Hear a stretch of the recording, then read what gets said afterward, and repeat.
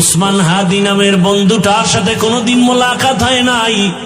ও আল্লাহ, কিন্তু একটা পশু কেউ যদি আক্রমণ করে পশুর উপরে সহ্য করা যায় না, আর সেখানে একটা তাজা প্রাণ চলে যাবে।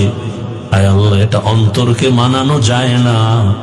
আয় আল্লাহ তাআলা, আপনার কুদরতের ফয়সালা। আয় আল্লাহ, আজকে শুনলাম তিনি দুনিয়াতে জিন্দা নাই। আয় আল্লাহ, তাকে শাহাদাতের মর্যাদা দান করেন। এরকম আমার কলিজার যত যুবক, তাদের নিরাপত্তার জন্য আপনি কুদরতের দরজা খুলে দেন রে আল্লাহ। আমার যুবকদেরকে দিনের খাদেম বানায় দেন। আয় আল্লাহ, প্রত্যেকটা যুবকের দেশের জন্য আপনি ঢাল বানায় দেন।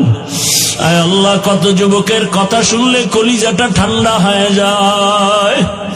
আমরা দিনের কাজ করি, দেশের কাজ করি, জনগণের পেছনে খেদমত করি এক লাইনে, আর আমার যুবক বাবারা কিছু আছে তারা ভিন্ন লাইনেই দেশের জন্য কাজ করেন, জনগণের জন্য কাজ করেন। আয় আল্লাহ, দেশের দরদি, জনগণের দরদি, দ্বীনের দরদি যারা, কুদরতের দ্বারা তাদের হেফাজত করেন আল্লাহ। আপনি ছাড়া আমাদের আপন কেউ নাই, আপনি ছাড়া আমাদের নিরাপত্তা দেওয়ার কেউ নাই। হায় আল্লাহ, ফেরেশতার দ্বারা নিরাপত্তার ব্যবস্থা করে দেন আল্লাহ। আর যেন কানে না শুনি, যুবক নাই, তাজা প্রাণ ঝরে পড়েছে। আলহামদুলিল্লাহি রাব্বিল আলামিন, আসসালাতু ওয়াসসালামু আলা সাইয়্যিদিল আমবিয়া'i ওয়াল মুরসালিন ওয়া আলা আলিহি ওয়া আসহাবিহি আজমাইন।